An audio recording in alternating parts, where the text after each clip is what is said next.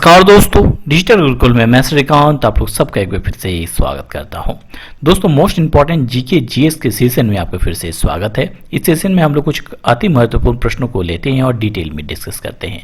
इसके पहले के सेशंस को आप लोग बहुत ज़्यादा प्यार दिया, देखा और सराहा, उन सभी को तहे दिल से धन्यवाद।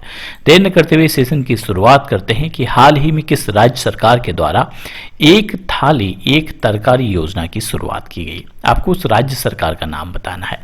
अगर आप लोगों को इनमें से किसी का उत्तर आता है तो आप मुझे कमेंट बॉक्स में कमेंट कर सकते हैं। तो सही उत्तर है दोस्तों उत्तर प्रदेश। हाल ही में उत्तर प्रदेश सरकार के द्वारा एक थाली एक तरकारी योजना की शुरुआत की गई। ध्यान रखिए कि योजनाओं से बहुत ज्यादा प्रश्न बनते हैं, सो हम लोग डिटेल में बात करेंगे। अब एक थाली एक तरकारी योजना शुरू किसके द्वारा की गई? उत्तर प्रदेश सरकार के द्वारा। क्यों की गई? कि इस तरह की योजनाओं से राज्य में जो लोग हैं उनको कम दरों में पौष्टिक सब्जियां मिल पाएंगी। होता यह था कि इसके पहले बाहर से सब्जी आने के कारण सब्जियों का दर बहुत ज्यादा बढ़ जाता था और लोगों को सही दरों पर सब्जी नहीं मिल पाती थी। इसी कारण से इस योजना की शुरुआत की गई और इस योजना के तहत बीपीएल परिवार के लोगों को क्या किया जाएगा? निःशुल्क में सब्जी के पौधे और बीज भी वितरित किए जाएंगे। अब ये तो क्लियर है कि एक थाली एक तरकारी योजना की शुरुआत की गई उत्तर प्रदेश के द्वारा। राजस्थान, असम और मध्य प्रदेश की बात करते हैं तो हाल ही में भिखारी मुक्त योजना की शुरुआत की गई राजस्थान सरकार के द्वारा। अशोक गहलोत वहां के मुख्यमंत्री हैं। असम के द्वारा हाल ही में चाय बगीचा धन पुरस्कार योजना की शुरुआत की गई। सर्बानंद सोनोवाल यहाँ के मुख्यमंत्री हैं और हाल ही में मध्य प्रदेश सरकार के द्वारा मुख्यमंत्री आशीर्वाद योजना की शुरुआत की गई। मुझे बताइए कि मध्य प्रदेश के मुख्यमंत्री कौन है? अब हम लोग यहाँ बात कर रहे थे उत्तर प्रदेश सरकार की, तो बता दो कि उत्तर प्रदेश के मुख्यमंत्री हैं योगी आदित्यनाथ और यहाँ के गवर्नर है आनंदीबेन पटेल। यहाँ लोकसभा सीट 80, राज्यसभा सीट 31 और विधानसभा सीट 403 है। यहाँ की राजधानी है लखनऊ। लखनऊ गोमती नदी के किनारे बसी हुई है और यहाँ के राज्यपाल आनंदीबेन पटेल है। एग्जाम में पूछा जाता है कि भारत की पहली महिला गवर्नर कौन थी और कहाँ से थी, तो ये थी सरोजिनी नायडू जो कि उत्तर प्रदेश से थी। ध्यान रखिए। यहाँ का स्टेट डांस है कथक और दुधवा नेशनल पार्क कहाँ है पूछा जाए तो ये है उत्तर प्रदेश में। यहाँ के मुख्य न्यायाधीश कौन है? गोविंद माथुर।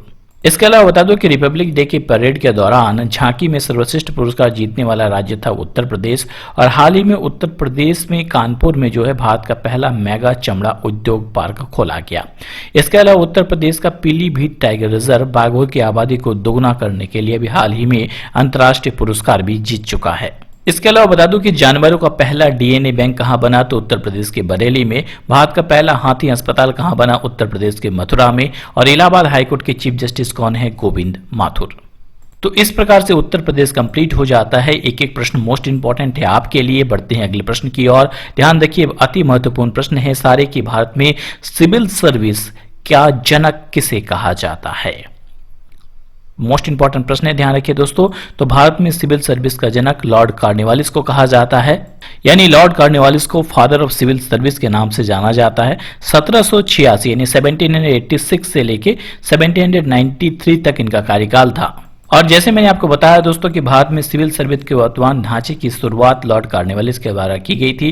बाद में 1857 में मैकेले समिति के द्वारा सिविल सेवाओं में चयन प्रक्रिया में भारतीयों को भी शामिल किए जाने की बात की गई। सिविल सेवा दिवस के रूप में 21 अप्रैल को मनाया जाता है। और लोक सेवा आयोग की स्थापना किस समिति की सिफारिश पे हुई थी? तो ली आयोग की सिफारिश पे लोक सेवा आयोग की स्थापना की गई थी।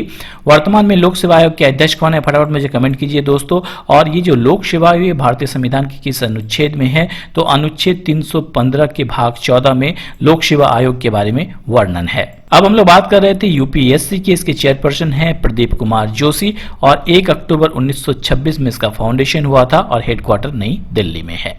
अब यहाँ पे ऑप्शन में है रॉबर्ट क्लाइव। रॉबर्ट क्लाइव को क्यों जानते हैं हम लोग? डुअल गवर्नमेंट के लिए जानते हैं। आपको इन्होंने सबसे पहले बंगाल में द्वैध शासन व्यवस्था की शुरुआत की थी। वॉरेन हेस्टिंग को क्यों जानते हैं? रेवेन्यू रिफॉर्म और जुडिशियल रिफॉर्म के लिए जानते हैं। लॉर्ड डलहौजी को क्यों जानते हैं हम लोग?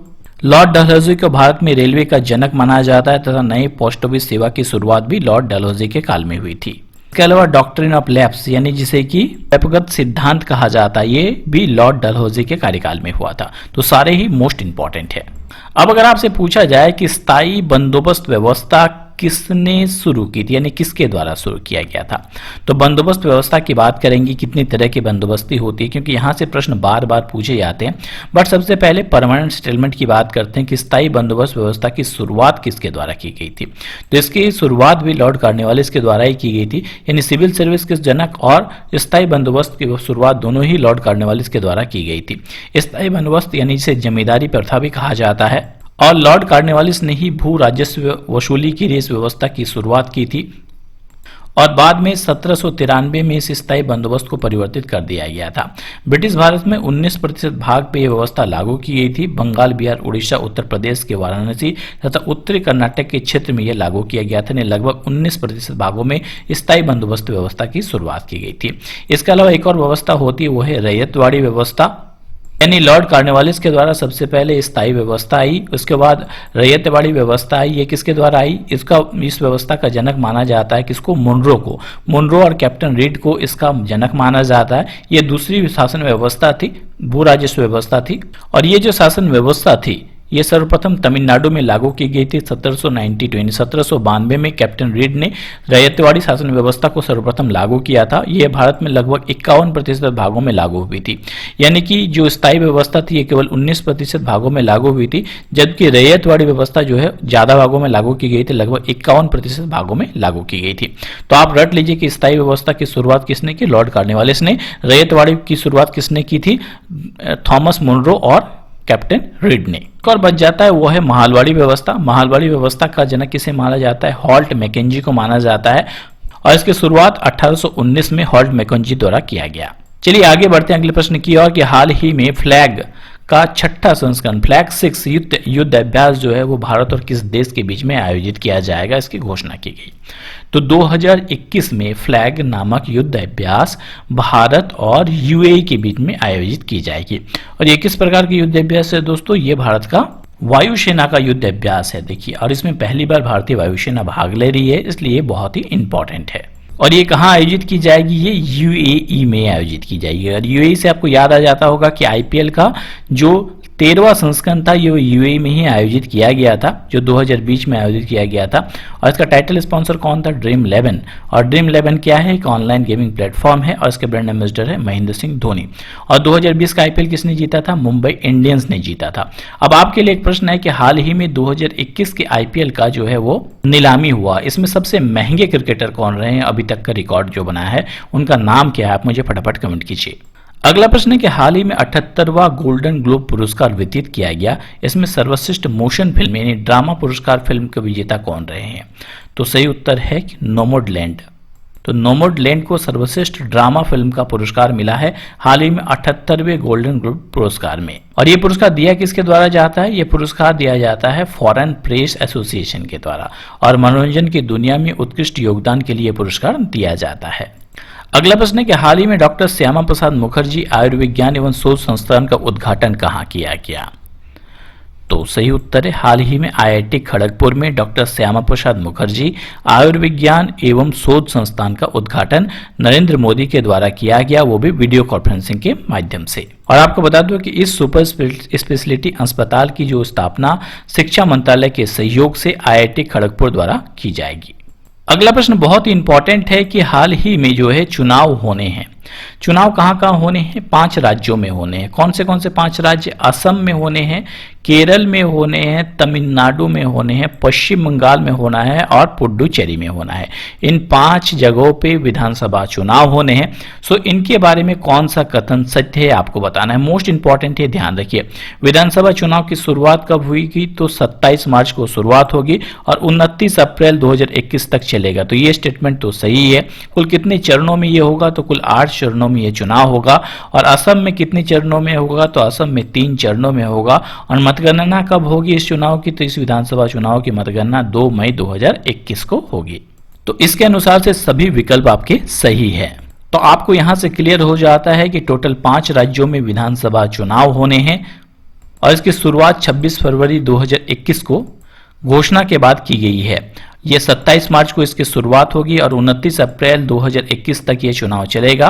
अलग अलग चरणों में होगा। आपको बता दूं कि तमिलनाडु, केरल, केंद्र शासित प्रदेश जो है पुडुचेरी में यह चुनाव जो है एक चरण में होगा, क्योंकि 6 अप्रैल 2021 को जिसकी मतगणना होगी। पश्चिम बंगाल में 8 चरणों में यह मतदान होंगे। अगला प्रश्न है कि हाल ही में के बिरला फाउंडेशन द्वारा दिए जाने वाला प्रतिष्ठित सम्मान 30वां बिहारी पुरस्कार किसे प्रदान किया गया। बहुत ही इंपॉर्टेंट पुरस्कार है दोस्तों ये बिहारी पुरस्कार। तो सही उत्तर, यह पुरस्कार मोहन कृष्ण बोहरा को दिया गया। किसके लिए दिया गया? उसकी कृति तस्लीमा संघर्ष और साहित्य के लिए दिया गया। किसको? मोहन कृष्ण बोहरा को। और ये किस भाषा के कवि है? ये हिंदी कवि है। और यह पुरस्कार 2016 में प्रकाशित हुई थी। और ये किसके द्वारा दिया जाता है? के बिरला फाउंडेशन के द्वारा दिया जाता है। और इस बार का बिहारी पुरस्कार कितने नंबर का था? तो 30वां बिहारी पुरस्कार था। और ये जो पुस्तक है, माफ कीजिएगा दोस्तों, ये जो 2016 में जो है ये पुस्तक प्रकाशित हुई थी, तस्लीमा संघर्ष और साहित्य, और इनकी इसी कृति के लिए मोहन कृष्णा को 30वां बिहारी पुरस्कार दिया जा रहा है। तो इनकी पुस्तक प्रकाशित हुई थी 2016 को, ठीक है। और ये बिहारी पुरस्कार का 30वां संस्करण है 2020 का, जो दिया जाएगा किसको? मोहन कृष्ण बोहरा को। अगर पूछा जाए कि 2019 में यह पुरस्कार किसे दिया गया था, तो आइदान सिंह को दिया गया था 2019 में यह पुरस्कार। और इस पुरस्कार की शुरुआत 1991 में के बिरला फाउंडेशन के द्वारा की गई थी। अगला प्रश्न है कि WHO की स्थापना कब हुई थी। बहुत इंपॉर्टेंट प्रश्न है। तो WHO की स्थापना हुई थी दोस्तों, फटाफट मुझे बताइए कब हुई थी स्थापना इसकी? 1948 यानी 1948 में WHO की जो है वो स्थापना हुई। क्लियर है, 1948 में WHO की स्थापना हुई थी। WHO यानी वर्ल्ड हेल्थ ऑर्गेनाइजेशन, कोरोना काल में बहुत चर्चे में रहा है वर्ल्ड हेल्थ ऑर्गेनाइजेशन। यहाँ के इसके महानिर्देशक कौन है? टेड्रोस एड्नोम इसके महानिर्देशक है। उप महानिर्देशक सौम्या स्वामीनाथन है। स्थापना 7 अप्रैल 1948 को हुई थी। इसका हेडक्वार्टर जेनेवा में है और कुल वर्तमान में इसकी 194 सदस्य देश हैं। अगला प्रश्न जो है बहुत इंपॉर्टेंट है कि ऑस्कर पुरस्कार 2020 में सर्वश्रेष्ठ अभिनेत्री का पुरस्कार किसे मिला था। तो सर्वश्रेष्ठ अभिनेत्री का पुरस्कार रेनी जेवलिगर को मिला था, उसकी मूवी जूडी के लिए। ध्यान रखिए, रेनी जेवलिगर के लिए। अब ऑस्कर की बात करते हैं। ये फिल्म जगत का सबसे बड़ा पुरस्कार माना जाता है। और यह ऑस्कर जो 2020 में दिया गया, इसका 92 नंबर का संस्करण था। ये Academy of Motion Picture Arts and Sciences द्वारा दिया जाता है। 2020 के ऑस्कर की अगर बात करें तो बेस्ट फिल्म ऑस्कर का अवार्ड मिला था पैरासाइट को, और बेस्ट एक्टर का अवार्ड मिला था किसे? जोकिन्स फिनिक्स को मिला था उनकी फिल्म जोकर के लिए, और बेस्ट एक्ट्रेस का अवार्ड मिला था रेनी जेवलिगर को उनकी मूवी जूडी के लिए। तो दोस्तों आज के लिए इतना ही। आज के लिए आपका क्विज का प्रश्न है कि हाल ही में पुडुचेरी के उपराज्यपाल किसे बनाया गया, यानी लेफ्टिनेंट गवर्नर किसे बनाया गया पुडुचेरी का। बहुत ही इंपॉर्टेंट प्रश्न है, मैंने बहुत बार डिस्कस किया है। आई होप आप सब इसका उत्तर कर पाएंगे। डॉक्टर तमिलिसाई सुंदरराजन, हिमा कोहली, जी.के. माहेश्वरी या एस मुरलीधर, आपको इसका उत्तर कमेंट बॉक्स में कमेंट करके बताना है। और अगर आप लोगों को लगता है कि वीडियो आपके लिए फायदेमंद है तो लाइक, शेयर और सपोर्ट करना मत भूलिए। दोस्तों आज के लिए इतना ही। जल्द ही लौटेंगे नई वीडियो नई नॉलेज के साथ। तब तक हंसते रहिए, मुस्कुराते रहिए। Thanks for watching video. जय हिंद, जय भारत दोस्तों।